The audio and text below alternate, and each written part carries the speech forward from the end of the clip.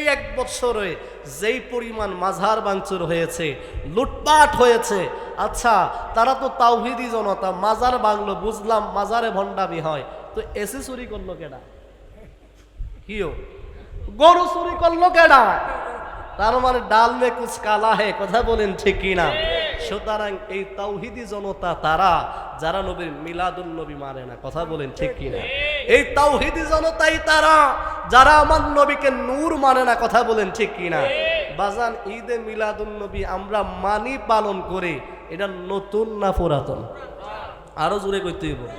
কত বছর? 1000, 1200 বছর, 1500 বছর, 2000 বছর? এখন অনেকের সন্দেহ আছে, কই কেমনে?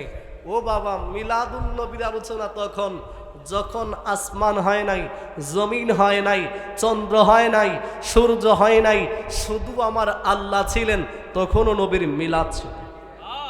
বলবেন হুজুর কেমনে? আমার নবী বলে, আমার রসুল বলে, ও উম্মত শোনো আল্লাহ কি বলেন, কি বলে?